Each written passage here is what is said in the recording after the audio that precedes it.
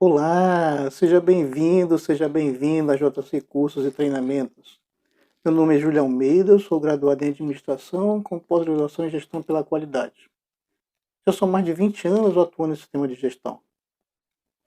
Sou auditor líder nas normas ISO 9001, 14 e 45001. E por que é importante chegar à causa raiz da não conformidade? Para que aquela não conformidade ela não volte a se repetir. As causas geradoras elas não voltem mais a se repetir. Por isso que é importante que se chegue à causa raiz da não conformidade. E isso, pessoal, nem sempre é muito fácil de encontrar. E é tão importante que as três normas de gestão principais, as normas ISO 9001, 14 e 45001, elas têm um requisito específico para tratamento de não conformidade. Ou seja, é um requisito, é obrigatório. Tem que fazer o tratamento da não conformidade. Aconteceu a não conformidade, tem que tratar. E como chegar à causa raiz?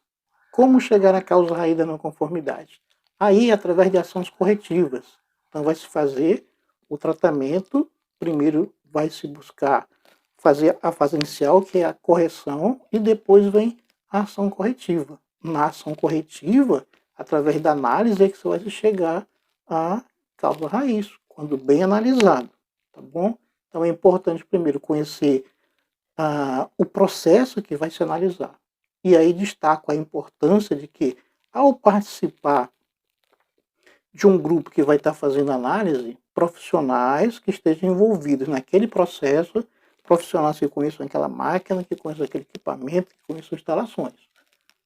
Porque quem faz, quem executa, é quem conhece. Então, esse é importante que ele participe.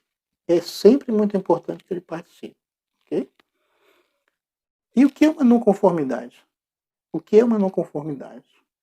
A norma ISO 9000, na 2015, ela define como não conformidade sendo o não atendimento a um requisito. Então, se não tem um atendimento a um requisito, isso é não conformidade. E aí é o requisito de quem? Requisito de quem?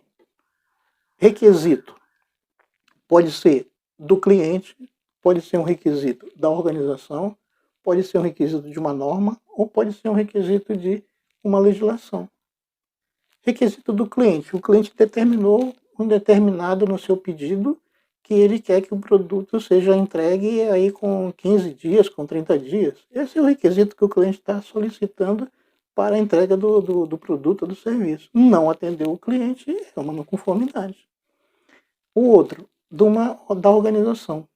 A organização, por exemplo, estou citando exemplos, pode ter determinado que antes de fazer a entrega, a organização ela faz uma lista de verificação, faz um checklist para checar se tudo ali que foi faz parte inerente àquele processo está atendendo conforme foi solicitado.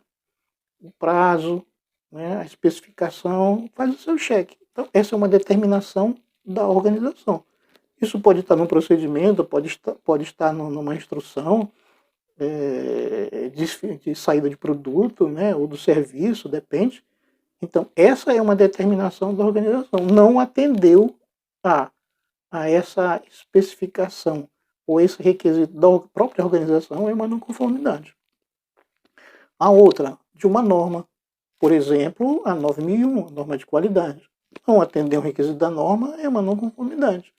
A organização não fez uma auditoria interna. É um requisito da norma, não fez a auditoria interna, é uma não conformidade. Tá? São só exemplos que estou citando. O outro, de quem vem esse requisito, como eu citei, é um requisito da legislação. É um requisito aplicável. A organização tem que seguir as NRs. Não fez a norma regulamentadora, não seguiu, seja ela de trabalho à altura, seja ela de espaço confinado, PPRA, PCMSO. Aconteceu a não conformidade, a primeira coisa a fazer é a correção, ou seja, é aquela ação imediata, é aquela disposição, é o que alguns chamam até mesmo de apagar o fogo, né? Para que aquilo volte à normalidade. Vejam, até esse momento não se fez uma análise, só está se fazendo a correção. Então, na ação corretiva, vai se fazer análise, que é a identificação da causa raiz. Aí sim é que se vai buscar, através de uma análise, e aí que eu repito, as pessoas que participam têm que conhecer daquele processo, têm que conhecer aquela máquina, têm que conhecer aquele equipamento, têm que conhecer aquele serviço, para que ela possa contribuir efetivamente, para que aquela não conformidade ela seja bem analisada para chegar à causa raiz da não conformidade. Normalmente eu cito, né, e gosto de passar nos meus treinamentos, uma ferramenta bem simples de se utilizar, fácil de se utilizar também, que é o diagrama de Chikawa, 8Ms também como chamam, espinha de peixe, enfim, está na sequência, eu vou já mostrar para vocês aqui, que faz parte dessa análise. Depois que terminou a análise, ele vai gerar um plano de ação. Plano de ação. Plano de ação, normalmente também, e aí eu recomendo nos meus treinamentos, até por ser muito fácil, usar o 5W2H. Quem vai fazer, quando vai fazer, né, por quê, se vai ter custo, enfim, faz-se ali um plano de ação para aquelas situações que foram analisadas. Tem o plano de ação, agora vamos implementá-los. Vamos implementá-los, essas ações, para que se busque naquela implementação que é aquela não conformidade, aquelas causas geradoras, elas não voltem mais a acontecer. Esse é o principal objetivo. Tem o plano de ação, agora vamos fazer a verificação da eficácia. Na verificação da eficácia é sempre dentro do último prazo daquelas ações que foram determinadas. Então, no último prazo dado, vai se fazer a verificação da eficácia. O prazo da verificação da eficácia. Isso depende muito de cada situação. Então, há situações em que a verificação da eficácia ela pode ser feita em uma semana, 7 dias, pode ser feita que a verificação ela tem que ser feita com 30 dias, com 6 meses, com 1 ano, depende muito. Depende muito do processo, da rotina em que aquela situação ocorreu, para se poder avaliar que se numa próxima etapa, num próximo momento em que se repetiu, aquela não conformidade ela não voltou mais a acontecer. Então é um sinal de que a ação corretiva implementada foi em cima da causa raiz, porque aquela não conformidade não voltou mais a acontecer com base no plano de ação e na verificação da eficácia. E é importante também se faça a abrangência. Por quê?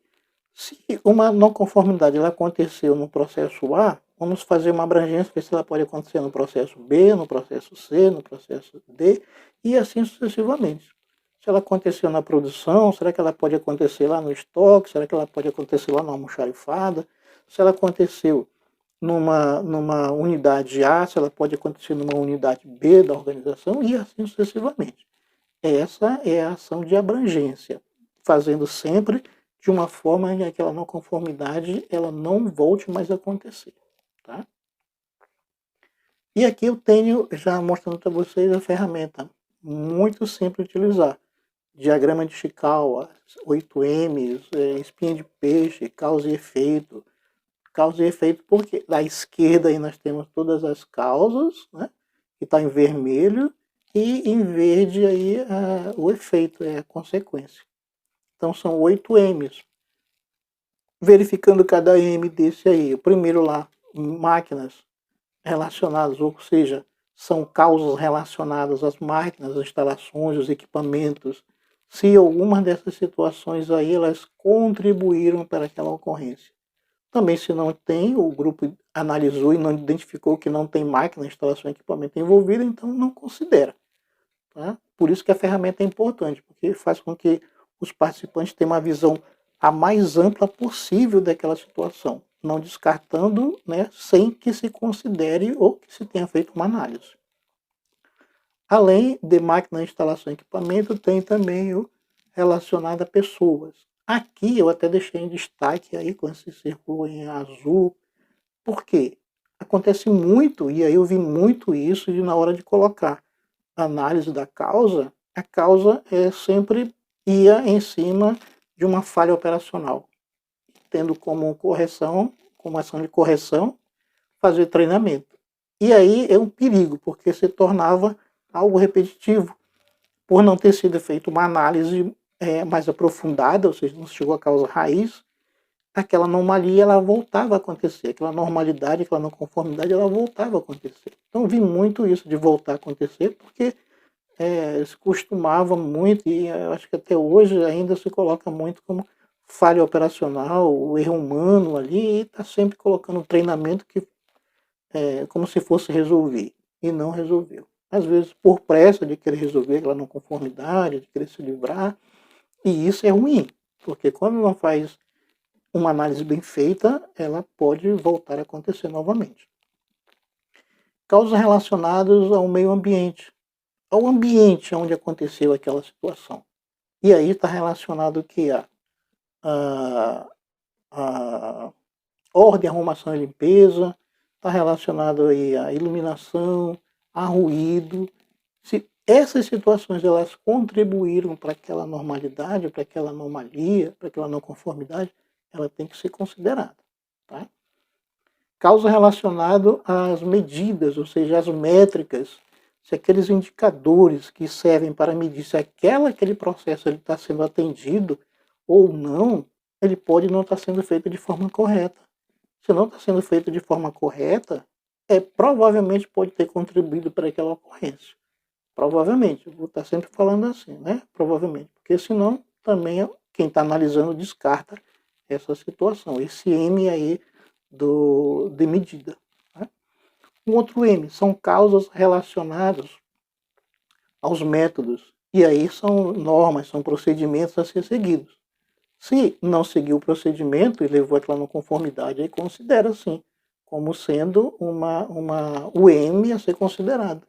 No caso de método, não seguiu o procedimento, ou o procedimento ele não estava adequado, ou o procedimento estava incompleto, enfim, procedimentos que não estavam sendo atendidos naquele momento por alguma situação que a equipe que está analisando aí ela identificou. Então esse é o outro M. E o último M aqui são causas relacionadas à matéria-prima, aquisição de material, as compras que foram feitas, as contratações de serviços também. Então, se aquela situação desse M de